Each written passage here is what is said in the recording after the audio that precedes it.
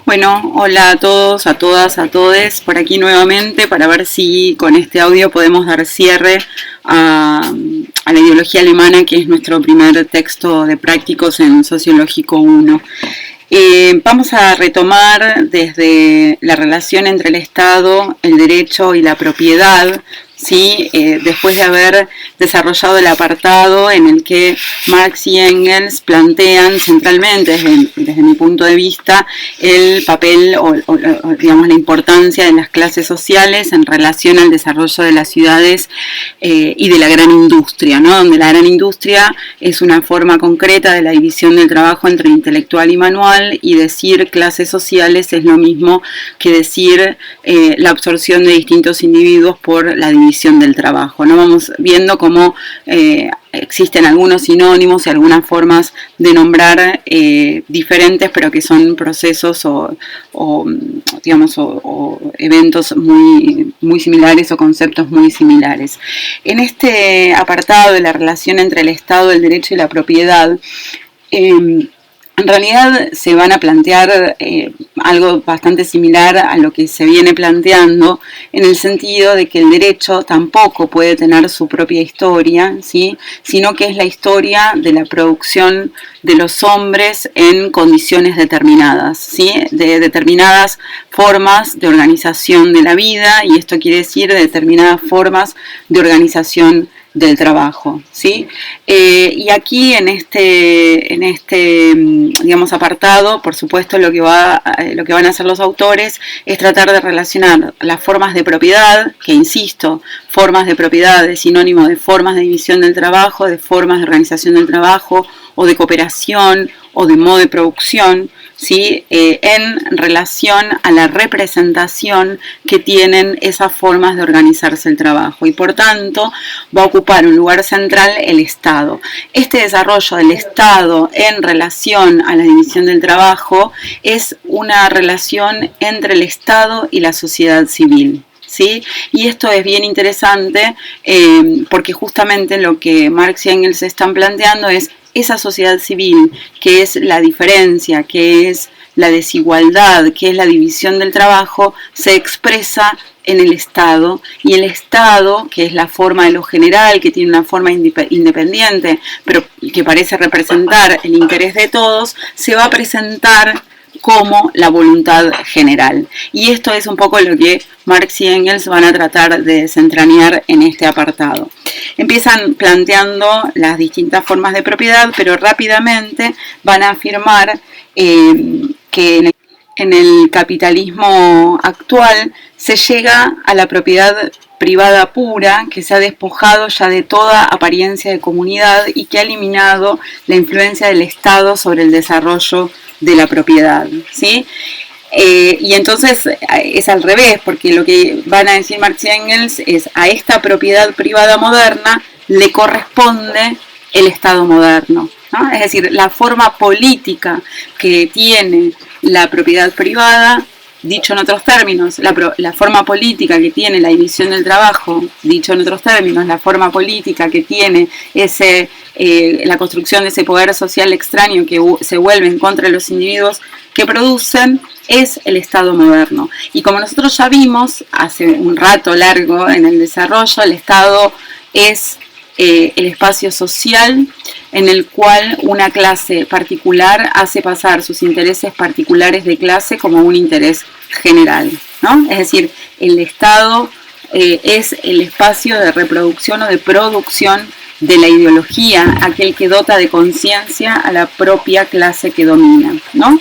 Y continúan planteando que la burguesía, por ser ya una clase y no un simple estamento, se ve obligada a organizarse en un plano nacional y no ya solamente en el plano local, y a dar a su interés medio una forma general. Esto es interesante porque el interés medio en realidad es como una especie de interés común de la burguesía, que no representa o que no es simplemente el interés de tal o cual fracción de la burguesía, ¿sí? Sino de la burguesía en su conjunto, ¿no?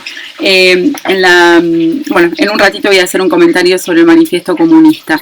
Pero entonces, tiene que abandonar la forma local y tiene que adoptar una forma general, ¿no? Su interés medio tiene que adoptar una forma general, ¿no? Y continúan planteando, lo leo textualmente, en la página 71 pasamos a la 72, mediante la emancipación de la propiedad privada con respecto a la comunidad, el Estado cobra una existencia especial junto a la sociedad civil y al margen de ella. ¿Está bien? Esto es lo que en otro momento anterior habían planteado como algo independiente, como una forma autónoma, ¿sí?, de la sociedad. Por eso es junto a la sociedad civil, como la forma de representarse, ¿no?, ese rodeo por el cual nos reconocemos como iguales, y al margen de ella. Pero no es tampoco más que la forma de organización que se dan necesariamente los burgueses, tanto al interior como en lo exterior, para la mutua garantía de su propiedad y de sus intereses, ¿sí? Esto es bien interesante porque es entonces la forma política que no siempre conviene a tal o cual fracción de la burguesía, ¿sí?, pero que en definitiva la defiende mejor que si no estuviera en las propias manos de la burguesía. Digamos, un poco más adelante en el tiempo, ¿sí?, Marx podrá llegar a decir digamos, es el garante, el Estado, del conjunto del capital, ¿sí?, del capital social en su conjunto, es decir, no de tal o cual fracción de la burguesía, insisto con esto. Y acá dicen algo Marx y Engels que Marx ya había dicho, por ejemplo, en un texto como sobre la cuestión judía, que es que el Estado, el ejemplo más acabado de Estado moderno, lo tenemos en Norteamérica, ¿sí?, y que los modernos escritores franceses, ingleses y norteamericanos se manifiestan todos en el sentido de que el Estado solo existe en función de la propiedad privada, ¿sí?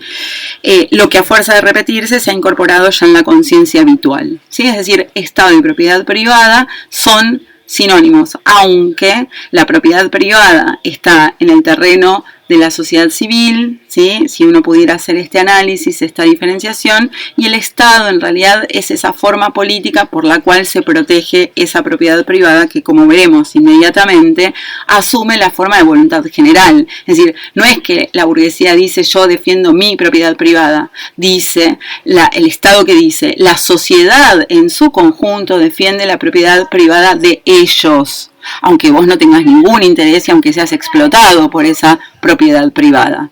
Tal es el punto de que nos parece obvio, normal, habitual, e incluso tomamos partido por esa defensa de la propiedad, ¿no? No quiero hacer demasiados comentarios coyunturales para que el audio sirva a la posteridad, pero estamos en medio de un debate de un impuesto, por ejemplo, a las grandes fortunas, ¿no? Y habrá quien sin tener nada de eso en contra, ¿no?, por ejemplo. Pero bueno, dejamos al margen este comentario. Y ahora sí me parece importante, en la página 72, vamos a leerlo textual para poder desmenuzar un poquito esto. Como el Estado, dicen Marx y Engels, es la forma bajo la que los individuos de una clase dominante hacen valer sus intereses comunes y en la que se condensa toda la sociedad civil de una época, se sigue de aquí que todas las instituciones comunes tienen como mediador al Estado y adquieren a través de él una forma política. Todas las instituciones adquieren una forma común, una forma política, porque tienen como mediación al Estado. Y esto es recontra importante lo que viene. De ahí la ilusión de que la ley se basa en la voluntad y además en la voluntad desgajada de su base real, en la voluntad libre. Y del mismo modo se reduce el derecho a su vez a la ley, ¿sí? Es decir, Marx y Engels hacen en esta afirmación una pregunta que es muy obvia si seguimos el desarrollo de la ideología alemana. ¿De dónde puede brotar esa voluntad libre del conjunto de la sociedad para expresarse como una voluntad general y fundamentalmente que avale la existencia de la propiedad privada? No hay forma en que surja esa voluntad libre porque los individuos no son libres, ¿sí? En todo caso, los individuos o los sujetos son abstractamente libres. ¿Está bien? ¿Por qué? Bueno, porque como venimos diciendo desde el principio, aquel ejemplo del pescador a la mañana, el caso a la tarde, crítico a la noche, en adelante, todos los individuos, por estar sometidos a esta división del trabajo, se ven circunscriptos a un ámbito absolutamente limitado de actividad, de su actividad y su potencialidad humana, que si fueran libres serían conscientes de la utilización de sus capacidades, pero no lo son, y entonces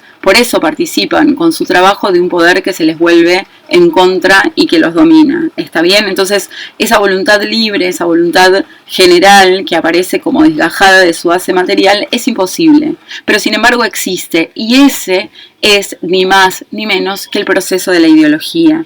¿Sí? Es decir, hacer pasar un interés particular de clase como un interés general. Pero para esto, ¿qué tuvo que pasar? Se tuvo que emancipar, ¿sí?, el trabajo intelectual del proceso de vida real. Una vez que se produce esa división del trabajo, pues entonces la conciencia se emancipa, ¿sí?, del proceso de vida real. Esta conciencia emancipada del proceso de vida real es esa conciencia que no da cuenta del proceso de vida real, sino que representa ese proceso de vida real. Y entonces, ¿qué tenemos? Bueno, el proceso de vida real es un proceso de cooperación, de explotación, de absorción de los individuos mediante la división del trabajo, un trabajo sobre, ¿no?, los individuos, sino realizado en virtud de la realización de la humanidad, etcétera, etcétera.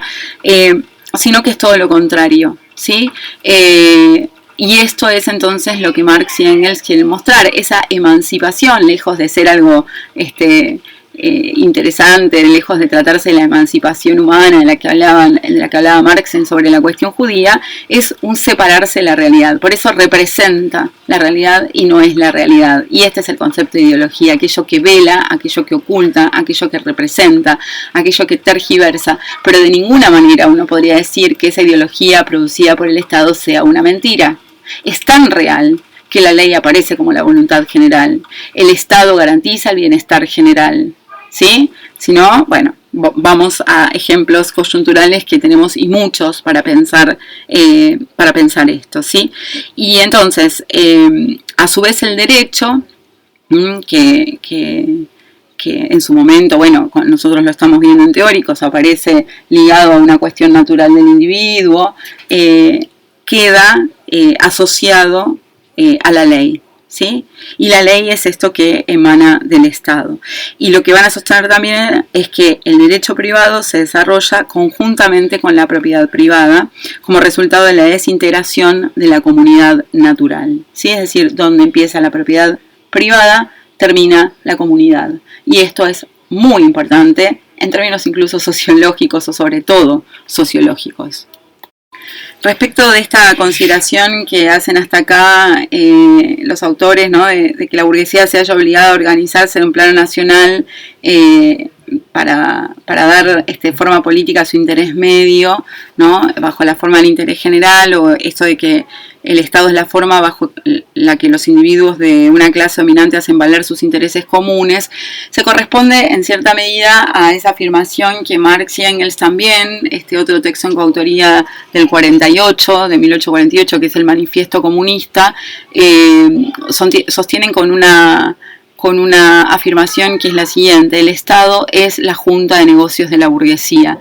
Y esto le vale muchas críticas al manifiesto comunista por determinista económico, etcétera, etcétera. Pero en realidad, bueno, si además dejamos de lado por un momento el género, digamos, manifiesto, que tiene que ser más directo, que es declamativo, etcétera, etcétera, sí tenemos que decir que ser la junta de negocios es la representación del capital en su conjunto, ¿sí? No de tal o cual sector de la burguesía o de tal o cual sector del capital, ¿sí? Entonces ese comentario solamente me parecía hacer para traerlo a cuento. Y otro comentario que me parece que cabe en este desarrollo es esta idea, ¿no?, que decíamos antes, bueno, de dónde brotaría, digamos, una voluntad libre si estos individuos no son libres, es decir, no ejercen una voluntad, digamos, su actividad está al margen de su voluntad, cosa que muchas veces Marx y Engels, y esto lo hemos señalado, van a considerar como natural, ¿no? Y entonces, decíamos hace un ratito, es un sujeto o es un individuo abstractamente libre, ¿no? Y ya en el audio anterior habíamos mencionado a Ricoeur por por la importancia que tiene para Marx y Engels el papel del individuo en este plano, que vamos a hacer algunos comentarios más. Pero lo que me parecía interesante plantear, digamos, en relación a esta noción de libertad abstracta, es que, digamos, si se quiere, el sujeto de la sociedad civil o los sujetos de la sociedad civil son las clases sociales, ¿sí? La burguesía o el proletariado, los que ejercen el trabajo intelectual y los que ejercen el trabajo manual, ¿sí? Son los sujetos de la sociedad civil. Y el sujeto del Estado es uno y es el ciudadano, ¿sí? Y ese ciudadano es abstractamente libre, ese ciudadano es un sujeto abstractamente libre, y esto se lleva de patadas con lo que Hegel planteaba respecto del Estado. Por eso también es la consumación de una crítica Hegel. Marx del 43 finalmente se da cuenta que no puede haber una crítica del Estado si no hay una crítica de la sociedad que crea ese Estado como un representante general, como una forma autónoma por la cual nos reconocemos como iguales, pero que es una clase social la que hace valer sus intereses particulares como un interés general, que deja de lado el interés común, que deja de lado la intersubjetividad para poner en su lugar la forma de lo general y no de lo común, ¿sí? Digo, para recuperar varios de los conceptos que estuvimos trabajando hasta el momento. Retomando ahora entonces esta noción del derecho como voluntad desgajada de su base real, como voluntad libre, lo que Marx y Engels van a decir es que el derecho, igual que las ideas, carece de historia propia, ¿sí? Nosotros no podemos juzgar una época por lo que las personas dicen de su época, no podemos juzgarla por su forma de gobierno, no podemos juzgarla por su filosofía y tampoco podemos juzgarla por su derecho, ¿está bien? O por su religión, porque en realidad el derecho, igual que todas estas formas ideológicas, diría Marx, carece de historia, ¿sí? Y en realidad lo que va a decir es, en la página 73 está esto, es que el derecho privado proclama las relaciones de propiedad existentes como el resultado de la voluntad general. Es decir, primero existe la propiedad privada, que tiene su origen en la división del trabajo entre intelectual y manual, y si queremos podemos decir con los manuscritos económicos filosóficos tiene su origen en el trabajo enajenado, o sea, tiene un origen real, un origen en la vida real, un origen en el modo en el que producimos, un origen en el modo en cómo nos organizamos para producir la vida, pero se presenta como el resultado de la voluntad general. ¿Sí? Entonces el derecho que aparece garantizando la propiedad privada aparece como resultado de la voluntad general. ¿Por qué? Bueno, porque la ley es resultado de la voluntad general, el derecho se reduce a la ley y la ley emana del Estado, que es voluntad general y bienestar común, ¿sí? Entonces, la nueva propiedad privada descansa sobre la mera voluntad privada como el derecho a disponer arbitrariamente de la cosa, ¿no? Es como que la sociedad dijera voluntariamente: vos que sos dueño de esa propiedad, hacé con esa propiedad lo que te plazca, ¿sí? Es como si el conjunto de la sociedad argentina, vamos a poner por caso, y en particular el proletariado, le dijera a los grandes terratenientes de la pampa húmeda: esa propiedad es tuya por voluntad mía, por lo tanto, hacé con esa propiedad lo que te plazca, ¿sí? Bueno, estaríamos en serios problemas y lo estamos, de hecho, pero me corro nuevamente de la coyuntura para no generar debates innecesarios por el momento. Entonces, lo que van a decir Marx y Engels es que el hecho de que la propiedad privada ya no guarda ninguna relación ni la menor relación con la comunidad, y de otra parte la ilusión de que la misma propiedad privada descansa sobre la mera voluntad privada como derecho a disponer arbitrariamente de la cosa, ¿no? Y esto en realidad es fundamental entonces porque termina de completar de algún modo ese papel que tiene el Estado en la sociedad como forma independiente. Dicho esto, nos metemos en el apartado siguiente, que es instrumentos de producción y formas de propiedad naturales y civilizados. Son subtítulos que se pusieron en realidad cuando esto se publicó en 1932. Recordemos siempre que es un texto que no fue publicado en vida de los autores, sino que fue publicado 90 años después. Y bueno, vamos a arrancar con este apartado. Y en este apartado, donde va a hablar de los medios de producción, de los instrumentos de producción, va a relacionar a la tierra con los instrumentos de producción natural, como aquello que se pone en juego en el intercambio entre los hombres y la naturaleza, donde los hombres, los individuos, son absorbidos por esa naturaleza, y en el segundo caso, por un producto del trabajo, ¿no? Es decir, cuando ya son instrumentos creados por la civilización. Por eso en el primer caso la propiedad territorial aparece también como un poder directo y natural, ¿no? Y en el segundo caso como un poder del trabajo, especialmente del trabajo acumulado del capital. ¿Sí? Y esto es bien interesante, solamente se puede acumular trabajo en manos privadas porque hay alguien que se apropia de ese trabajo realizado por otros, ¿sí? Ahora, lo que es importante es que para este segundo caso es necesario que se haya llevado prácticamente a cabo la división entre el trabajo físico e intelectual, es decir, si lo queremos decir en términos más idealistas, en términos más filosóficos, de los manuscritos económicos filosóficos, que se haya producido el trabajo enajenado, ¿no es cierto?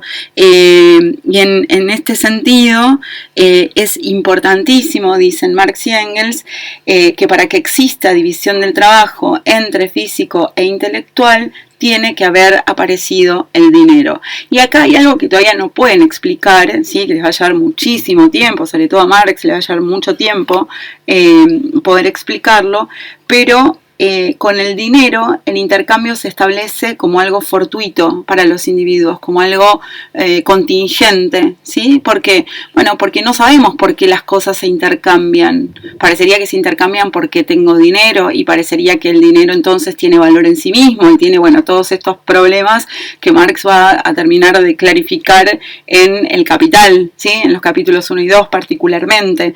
Pero sí es necesario desde esta perspectiva que el dinero tiene que aparecer porque es la forma que permite velar, ¿sí? Que permite ocultar la explotación.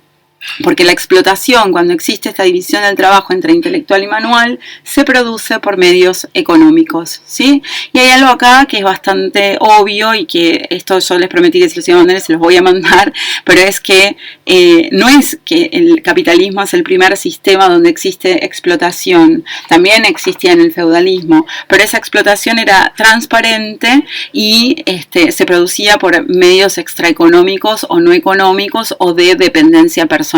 ¿Sí? Era muy transparente que el campesino trabajaba de sol a sol, que cosechaba, pongamos por caso, 10 toneladas de trigo y que esas 10 toneladas de trigo 6 toneladas tenía que darle a su señor o repartirlas entre su señor y la iglesia, ¿sí? Porque a cambio de que, a cambio de seguridad, a cambio del perdón eterno, a cambio de lo que fuere, y esto era transparente, aunque no dejara de ser explotación. En cambio, en el modo de producción capitalista esto cambia, ¿sí? Es diferente.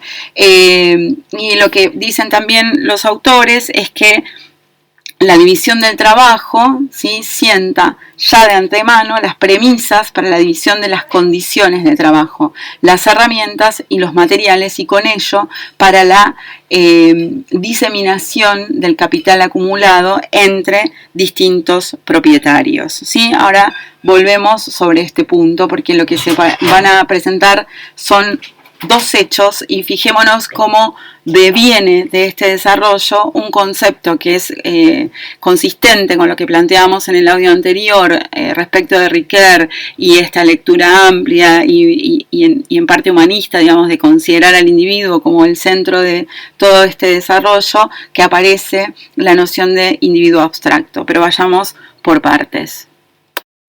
En realidad se ha partido de los instrumentos de producción y lo que se puede ver es que la gran industria y la propiedad, en realidad en la gran industria, es consecuencia necesaria de los instrumentos de producción existentes. Es decir, no existiría gran industria si no existieran los grandes instrumentos de producción, por ejemplo, la maquinaria. Entonces, en la gran industria, la contradicción entre el instrumento de producción y la propiedad privada es antes que nada un producto de la industria, es decir, es un producto mismo de la industria, y hace falta que para poder engendrarlo la gran industria se halle ya bastante desarrollada, ¿sí?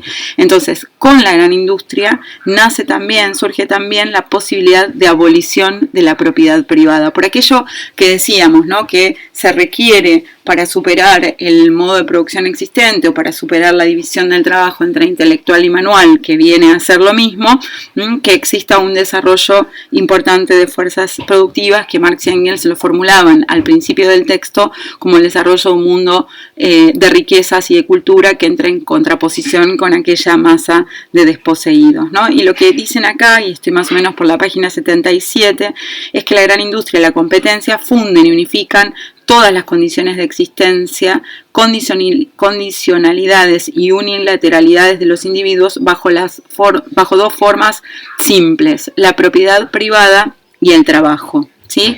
Con el dinero se establece como algo fortuito para los individuos toda forma de intercambio y el intercambio mismo, ¿sí? Y esto es importante, voy a leer un poquito más. Ya en el dinero está implícito, por tanto, al que todo intercambio anterior solo era intercambio de los individuos en determinadas condiciones y no de los individuos en cuanto tales individuos. El intercambio aquí es algo general, ¿sí? Y estas condiciones se reducen a dos: trabajo acumulado, es decir, propiedad privada, o trabajo real. Al desaparecer estas dos condiciones o una sola de ellas, el intercambio se paraliza, ¿sí?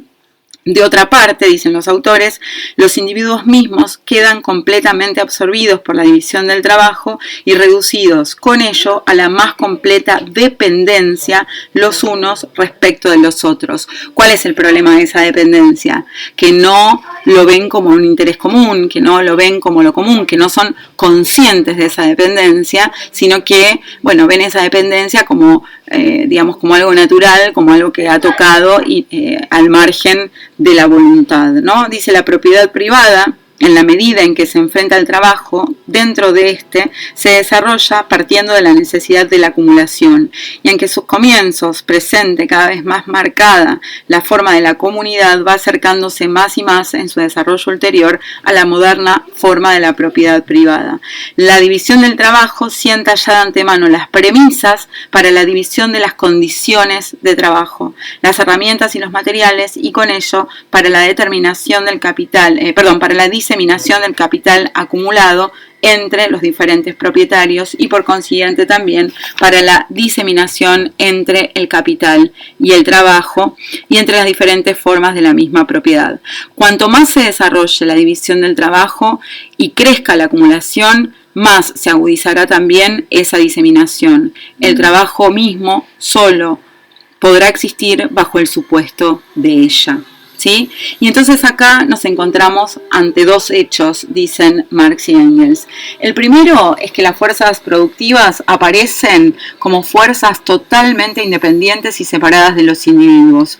Y esto ya sabemos por qué es un problema a esta altura del desarrollo, porque en realidad son productos del trabajo de los individuos, del trabajo colectivo, del trabajo cooperativo, de una forma determinada de cooperación. Sin embargo, aparecen como fuerzas totalmente independientes y separadas de los individuos. Esto es así, dicen Marx y Engels, porque existen diseminadas y en contraposición los unos con los otros, mientras que en verdad esa fuerza solo existe por la cohesión entre estos individuos. Y esa cohesión no se ve porque es inconsciente. Por eso, ¿de qué se trata en realidad la superación del modo de producción capitalista? En ser conscientes de ese proceso. Y no hay conciencia de ese proceso si no es que cada individuo tenga conciencia de ese proceso. Por eso, el lugar que Marx y Engels, y lo decimos de la mano de Ricoeur, dan al individuo en este proceso, ¿sí? Para los individuos no son ya sus fuerzas propias, sino las de la propiedad privada, y por tanto lo son fuerzas de los individuos privados, ¿sí? Y esto es un problema, porque en realidad nadie se cuestiona esta situación. Y fíjense cómo continúa. En ningún otro periodo anterior habían llegado las fuerzas productivas a revestir esta forma indiferente para el intercambio de los individuos como tales individuos, porque su intercambio era todavía limitado.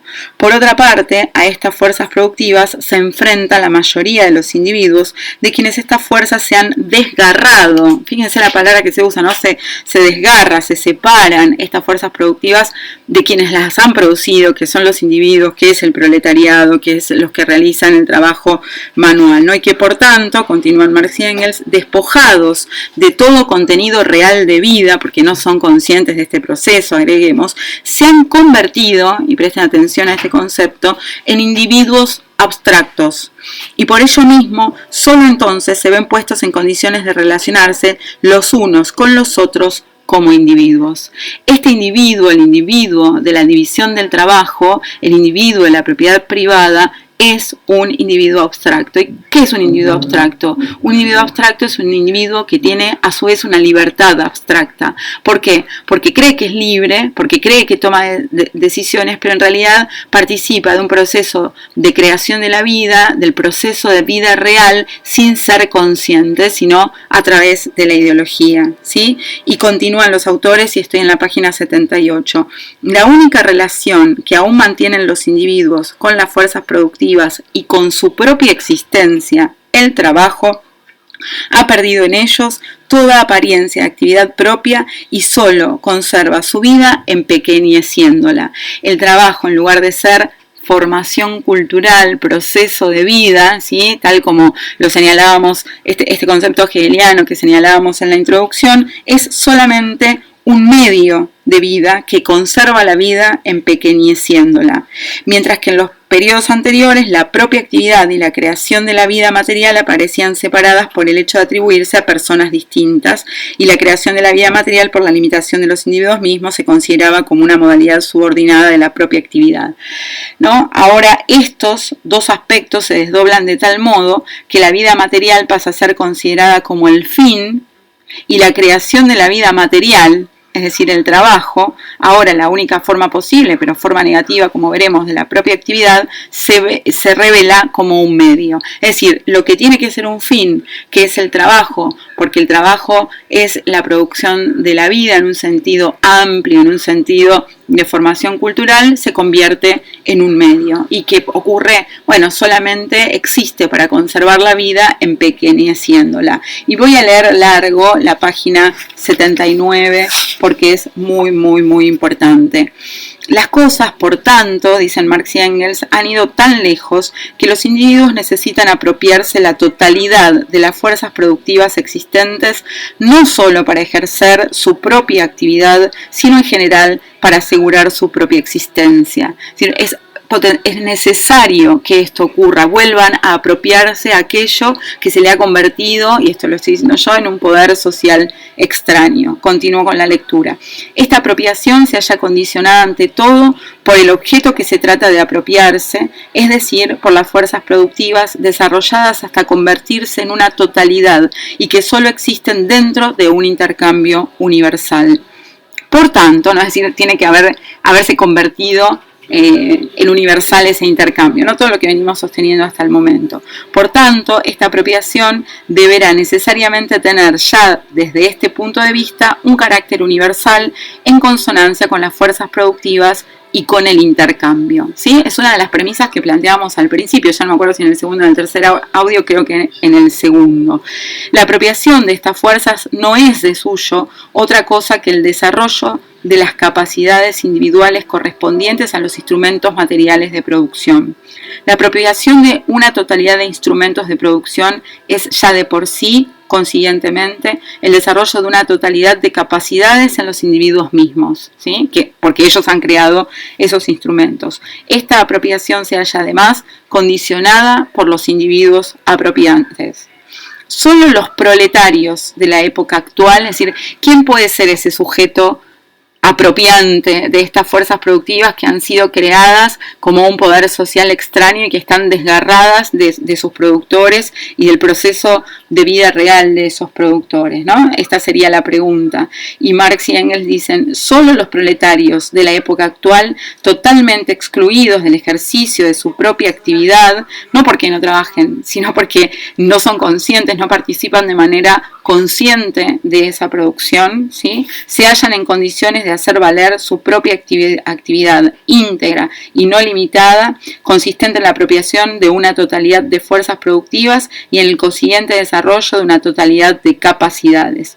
Todas las anteriores apropiaciones revolucionarias habían tenido un carácter limitado. Individuos cuya propia actividad se veía restringida por un instrumento de producción y un intercambio limitado se apropiaban este instrumento limitado de producción y con ello no hacían, por tanto, más que limitarlo nuevamente. Su instrumento de producción pasaba a ser propiedad suya, pero ellos se veían absorbidos por la división del trabajo y por su propio instrumento de producción. En cambio, ¿no?, podemos pensar en otros modos de producción, por ejemplo, el artesanado, incluso en la Edad Media o incluso antes, pero dicen, en cambio, en la apropiación por los proletarios es una masa de instrumentos de producción la que tiene necesariamente que verse absorbida por cada individuo y la propiedad sobre ellos por todos. El moderno intercambio universal solo puede verse absorbido entre los individuos siempre y cuando se vea absorbido por todos. Y continúa, que también es muy importante, la apropiación se halla además condicionada por el modo como tiene que llevarse a cabo. En efecto, solo puede llevarse a cabo mediante una asociación, palabra que ya hemos destacado en los audios anteriores, que dado el carácter del proletariado mismo, no puede ser tampoco más que una asociación universal, ¿sí?, es decir, el todo, y por obra de una revolución en la que de una parte se derroque el poder del modo de producción y de intercambio anterior y la organización social correspondiente y en la que de otra parte se desarrolle el carácter universal y la energía de que el proletariado necesita para llevar a cabo la apropiación, a la par que el mismo proletariado por su parte se despoja de cuanto pueda quedar en él de la posición que ocupaba en la anterior sociedad. Es decir, esto debe llevarse adelante mediante una asociación. ¿Una asociación de quiénes? De individuos libres. Una asociación consciente de individuos libres, ¿sí? ¿Por qué consciente? Porque está dispuesta a hacerlo racionalmente, a ser consciente, a hacer de su proceso de conocimiento el proceso de vida real, ¿sí? Ahora, la forma en que esto ocurre es necesariamente una revolución. Y continúan los autores, solamente al llegar a esta fase coincide la propia actividad material, fíjense la importancia de la noción de actividad, lo que corresponde al desarrollo de los individuos como individuos totales, no abstractos o contingentes, sino totales, y a la superación de cuanto hay en ellos de natural, y a ello corresponde la transformación del trabajo en propia actividad y de la del intercambio anterior condicionado en intercambio entre los individuos en cuanto tales. Con la apropiación de la totalidad de las fuerzas productivas por los individuos asociados, termina la propiedad privada. Entonces, la apropiación de la totalidad de las fuerzas productivas por los individuos asociados es el comunismo. El comunismo es la asociación de individuos libres que organiza conscientemente su proceso de vida real. Esto es, organiza conscientemente su proceso de producción de la vida mediante el trabajo, ¿no? Estamos ahora diciéndolo de otro modo.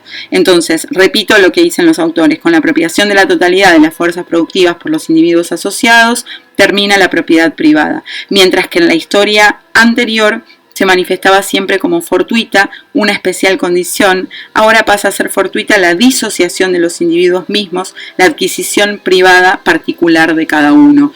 Y no lo dijimos cuando hablamos de Feuerbach, ¿se acuerdan que era lo que le criticaban Marx y Engels a Feuerbach? Esto justamente, que cuando ve al hombre abstracto, al hombre solo, no al individuo o al hombre como el conjunto de sus relaciones sociales, y eso es lo que Marx y Engels van a plantear en la tesis 6 sobre Feuerbach, ¿sí? En la tesis 6, y lo traigo porque no lo planteé cuando hablamos de este punto, dicen lo siguiente: Feuerbach resuelve la esencia religiosa en la esencia humana, pero la esencia humana no es algo abstracto e inmanente a cada individuo, es en realidad el conjunto de las relaciones sociales.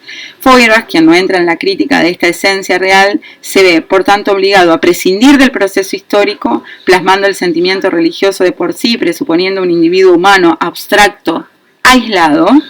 Y segundo, la esencia solo puede concebirse, por tanto, de un modo genérico, como una generalidad interna, muda, que une de un modo natural a los muchos individuos. ¿Y qué dicen Marx y Engels acá? No se unen de modo natural los muchos individuos. Los muchos individuos ya están unidos, porque son los creadores de ese poder social extraño. De lo que se trata es de revertir esa cooperación, es de hacer una asociación consciente donde los individuos tengan el poder sobre ese proceso de producción. Y esto no tiene nada de abstracto, ¿sí? ¿Por qué? Porque en realidad la forma incluso en que se logra, la forma histórica en la que se logra, es una revolución. Y ahora veremos por qué es una revolución, porque nadie que ejerza el poder dominante de una sociedad va a estar dispuesto a perderlo porque el otro tenga razón o porque sea clase universal. Y ahí, entonces, la crítica que le hacen a Feuerbach, esta idea de una abstracta esencia genérica, ¿no? Este ser genérico que Feuerbach planteaba, en cambio, es una asociación consciente. ¿Por qué? Porque el proletariado es entonces la clase universal. ¿O dónde, podríamos preguntarlo de este modo, dónde cifran Marx y Engels esa esencia genérica, ¿sí? Esa posibilidad de comunidad? En el proletariado. ¿Y por qué en el proletariado? Repito, porque el proletariado es quien produce la vida, solo que hasta el momento no lo hace de manera consciente, hasta el momento se le impone esa producción de la vida como un poder social extraño. Una vez que recuperen la masa de instrumentos de producción en sus manos y tomen como propia su actividad como producción de vida y no como un medio de subsistencia que empequeñece la vida, entonces recién en ese momento estaríamos en condiciones de llegar a esa esencia genérica que no es otra cosa que el comunismo, ¿sí? Pero esa clase universal que habíamos dicho al principio, que aparece en principio como una contradicción porque el clase es parte y universal es todo, en realidad está centrada, digamos, en el proletariado porque es quien porta potencialmente, ¿sí?, la posibilidad de seguir produciendo la vida. Y acá se juega claramente la dialéctica del amo y el esclavo también, pero no ya en términos de una lucha entre la conciencia, la lucha de la autoconciencia, tampoco como una lucha filosófica o en un aspecto todavía abstracto que Marx planteaba en los manuscritos económicos filosóficos, sino como una lucha real que se realiza a través de una revolución, ¿sí? Y vamos a continuar con la lectura. Dice: los filósofos se han representado como un ideal al que llaman el hombre a los individuos que no se ven ya absorbidos por la división del trabajo, concibiendo todo este proceso que nosotros acabamos de exponer como el proceso de desarrollo del hombre, para lo que bajo los individuos que hasta ahora hemos visto actuar en cada fase histórica se desliza el concepto del hombre, presentándola como la fuerza propulsora de la historia, ¿no? Una especie de chicana permanente respecto del hombre solo, y que tiene que ver con esta tesis 6 que acabamos de leer sobre Feuerbach, ¿no? De este modo se concibe todo este proceso como el proceso de autoenajenación del hombre, ¿no?, entre comillas de vuelta, y la razón principal de ello está en que constantemente se atribuye por debajo de cuerda al individuo medio de la fase posterior a la anterior y la conciencia posterior a los individuos anteriores. En todo este juego de palabras, bueno, en esta inversión, que de antemano hace caso omiso a las condiciones reales, es lo que permite convertir toda la historia en un proceso de desarrollo de la conciencia. Y en esto es lo que están en contra Marx y Engels. ¿No interviene la conciencia? Claro que interviene la conciencia, pero la conciencia es un producto de cómo producimos la vida. Y si producimos la vida de manera subordinada en una división del trabajo en la que nos toca el padecimiento, y que aquello de que producimos se nos vuelve como un poder extraño contra nosotros, es decir, nosotros somos un poder social, pero que creamos un poder social extraño, ¿sí? Hay que recuperar esa capacidad conjunta, social, de la comunidad para la comunidad misma. Y aquí viene entonces, que esto significa entonces ni más ni menos que la apropiación de las fuerzas productivas, pero sobre todo la apropiación de la propia actividad, ¿sí? Valga la redundancia, es decir, la apropiación de la actividad del trabajo como un fin en sí mismo, como producción de la vida, y podríamos agregar aquí de nuevo como formación cultural. ¿Y esto qué hace? Bueno, Marx y Engels critican a los jóvenes hegelianos, no se trata de sacarse ideas de la cabeza. Mirá, la verdad es que acá si querés transformar, tenés que transformar el modo en cómo producís la vida. Y esto es tan poco sencillo que en realidad vas a tener que hacer una revolución. Y para hacer una revolución vas a tener que ser consciente de esa revolución.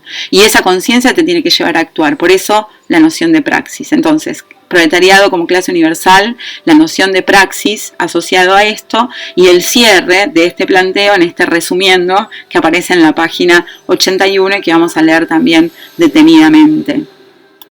Dicen los autores Marx y Engels entonces lo siguiente, resumiendo, obtenemos de la concepción de la historia que dejamos expuesta los siguientes resultados. Primero, en el desarrollo de las fuerzas productivas se llega a una fase en la que surgen fuerzas productivas y medios de intercambio, que bajo las relaciones existentes solo pueden ser fuente de males que no son ya tales fuerzas de producción, sino más bien fuerzas de destrucción, maquinaria y dinero.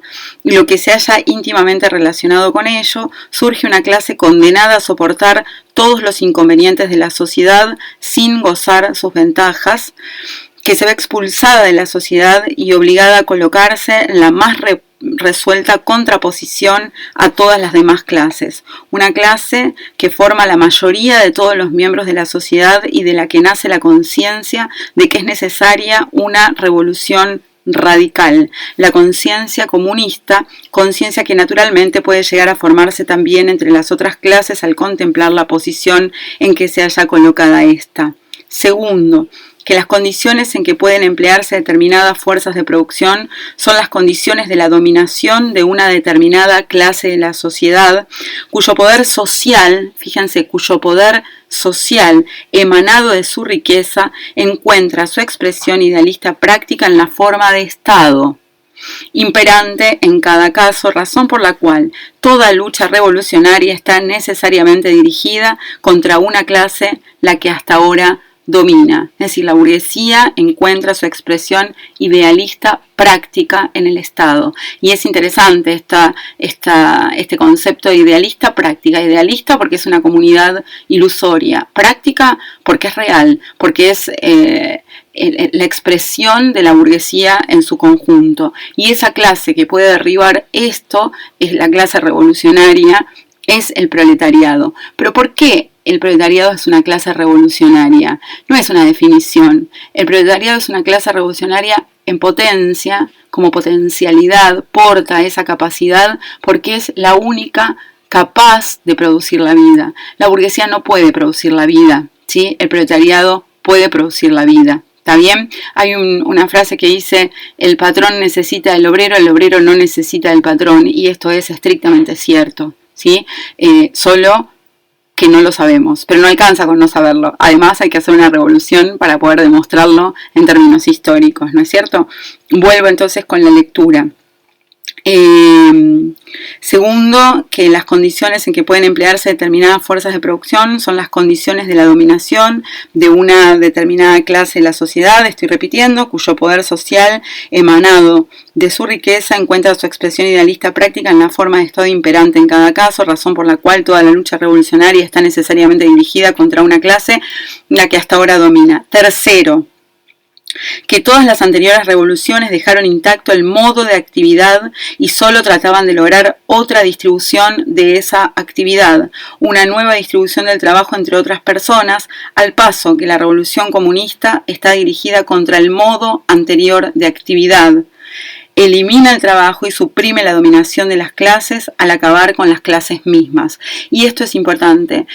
El proletariado es la clase universal, porque es la clase que va a terminar con las partes, es la clase que va a representar al todo. Y Marx nunca abandona, entonces, en ese aspecto, ese pasaje por lo universal. Y además está decir que cuando Marx y Engels dice la revolución comunista está dirigida contra el modo de actividad, elimina el trabajo y suprime la dominación de las clases, ese elimina el trabajo, uno podría decir, elimina la división del trabajo, elimina el trabajo realizado de manera no consciente, que se vuelve como un poder extraño y que domina a quienes lo realizan, pero nunca diría elimina el trabajo, porque para Marx el trabajo es ese metabolismo eterno entre el hombre y la naturaleza, ¿no? Esto me parece importante decirlo.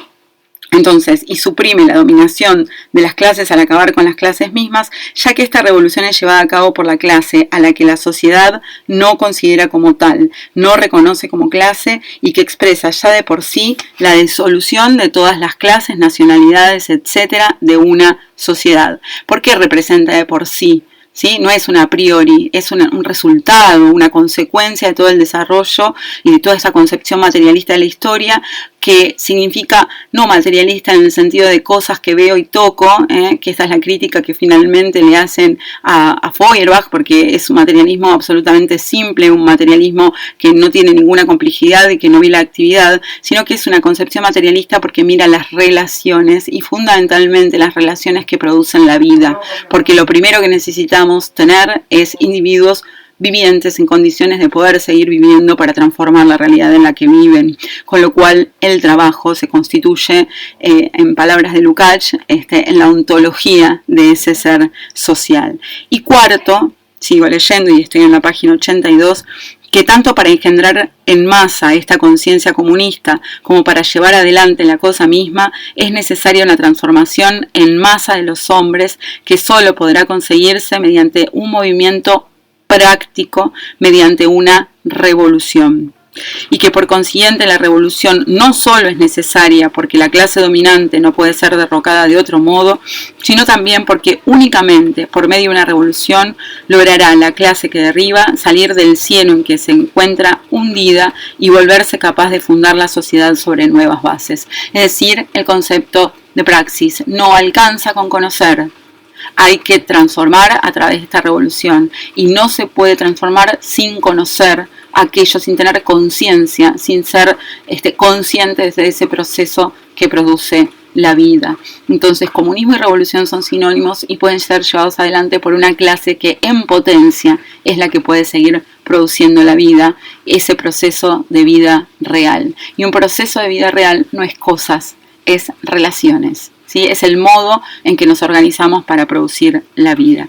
El último apartado de este texto, por lo menos de la parte que nosotros leemos, es el comunismo, producción de la forma misma de intercambio. Y hacia ahí vamos como para concluir ya con este texto, la ideología alemana. En la página 82, en el apartado del comunismo, vamos a empezar leyendo lo que los autores plantean allí. El comunismo se distingue de todos los movimientos anteriores en que echa por tierra la base de todas las relaciones de producción y de intercambio que hasta ahora han existido y por primera vez aborda de un modo consciente, repito, por primera vez aborda de un modo consciente todas las premisas naturales como creación de los hombres anteriores, despojándolas de su carácter natural y sometiéndolas al poder de los individuos asociados. Hasta acá es muy interesante porque cuando se dicen premisas naturales, en realidad aquello que está, podríamos decir nosotros como buenos sociólogos que somos, aquello que está naturalizado, ¿no? Sería, por primera vez abordamos aquello que está naturalizado como una creación nuestra, como algo creado por los hombres anteriormente, despojándolas de ese carácter natural, de ese carácter involuntario que habíamos dicho que eran sinónimos y sometiéndolo al poder de los individuos asociados. Esto es bien interesante porque ese poder social extraño del que veníamos hablando y que derriba la revolución comunista no es otra cosa que el poder creado por los individuos asociados. El problema es que esa asociación no es consciente y en este sentido entonces el comunismo es la asociación consciente de individuos libres, pero no abstractamente libres que se mueven dentro de un círculo reducido de actividades, sino plenamente libres porque son conscientes, ¿sí?, de sus propias determinaciones, porque son conscientes del lugar que ocupan en esa sociedad, ¿sí? Y esa conciencia y ese individuo nunca puede ser al margen de la sociedad, es en y con la sociedad, porque el individuo es el conjunto de sus relaciones sociales, ¿sí? Sigo leyendo. Su institución es, por tanto, esencialmente económica, la elaboración material de las condiciones de esta asociación. Hace de las condiciones existentes condiciones para la asociación. Lo existente, lo que crea el comunismo, es precisamente la base real para hacer imposible cuanto existe independientemente de los individuos. Es decir, ya nada será independiente de los individuos, ni la naturaleza, ni las cosas, ni las relaciones, ¿sí? Porque todo eso formará parte del conocimiento de los individuos y por tanto, por eso son conscientes, ¿sí? Si vamos un poquitín más abajo, 3 renglones antes de terminar la página, dicen los autores: la diferencia entre el individuo personal y el individuo contingente, que también habíamos dicho es individuo abstracto, y fíjense que aparece acá el individuo personal, no es una diferencia de concepto, sino un hecho histórico. Y esta diferencia tiene diferentes sentidos según las diferentes épocas, ¿sí? Esta diferencia histórica o esta diferencia de hecho histórico es justamente que el individuo personal es consciente de sus propias determinaciones, ¿sí? Es decir, el comunismo no es nunca el libre albedrío, ¿sí? La pura iniciativa individual, sino ser consciente, participar libre y conscientemente de esa asociación, sabiendo que se es parte de esa asociación, ¿no? Y un poquito más abajo, en la página 83, dicen: la relación entre las fuerzas de producción y la forma de intercambio es la que media entre esta y la actividad o el modo de manifestarse los individuos. Repito, la relación entre las fuerzas de producción y la forma de intercambio es la que media entre esta y la actividad o el modo de manifestarse los individuos, ¿sí? Volvemos entonces a la importancia de la actividad como modo de manifestarse los individuos, y ahora sí va a coincidir con el conocimiento, ¿sí? La forma fundamental de este modo de manifestarse es, naturalmente, la forma material de la que dependen todas las demás: la espiritual, la política, la religiosa, etcétera, ¿sí? Es decir, uno podría decir, si la ideología es la forma que tiene la conciencia cuando digamos, el trabajo se divide entre intelectual y manual, y cuando participamos de un trabajo, de una cooperación que se nos vuelve como un poder extraño y que nos domina, ¿sí?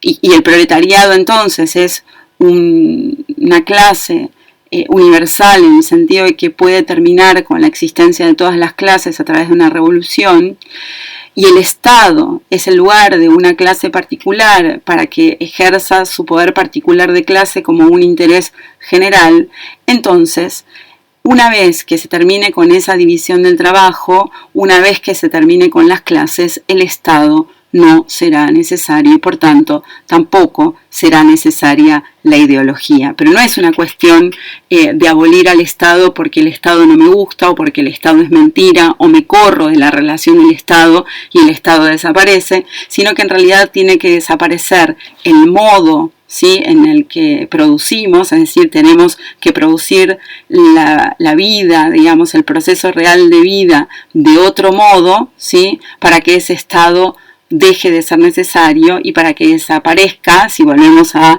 un texto, por ejemplo, a la introducción a la filosofía, a la introducción a la crítica de la filosofía del derecho de Hegel, para terminar con esa enajenación profana en el Estado. Es decir, si terminamos con el trabajo enajenado, ¿no?, que es terminar con esta división del trabajo, terminamos también con la enajenación en el Estado, ¿sí? Y esto es entonces muy importante.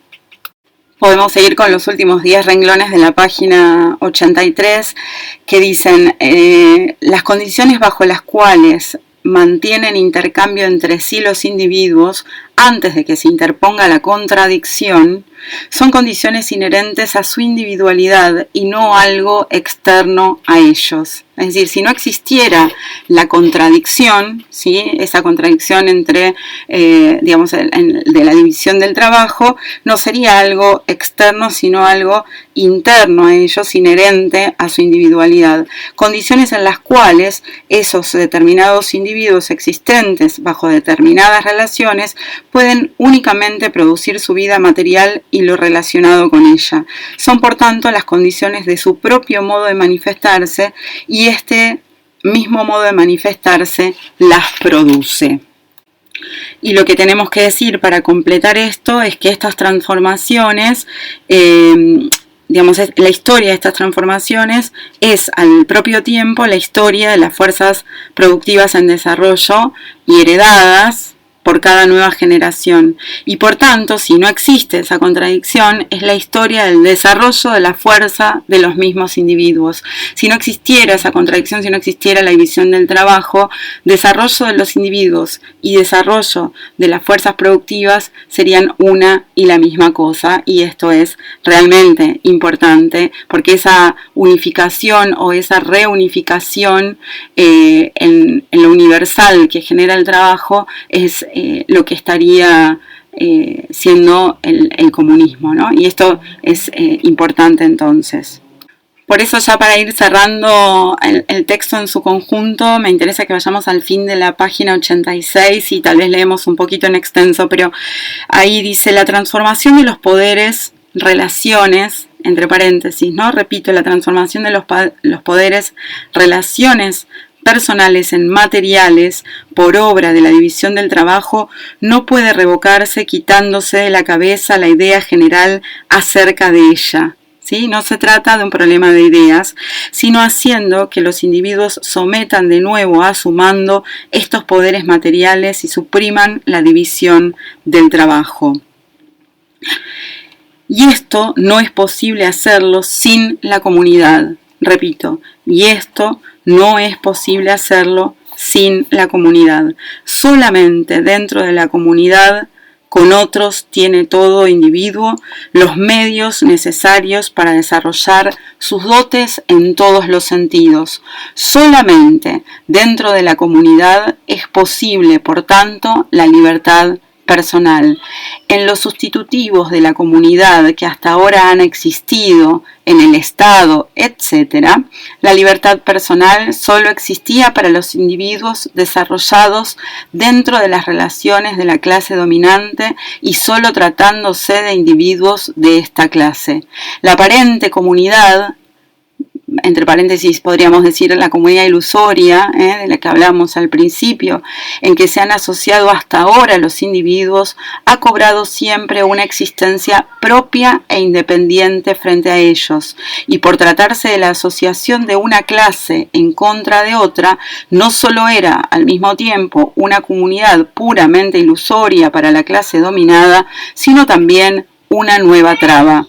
Dentro de la comunidad real y verdadera, los individuos adquieren al mismo tiempo su libertad al asociarse y por medio de la asociación, ¿sí? Entonces, el comunismo es la comunidad verdadera, es la asociación de individuos libres.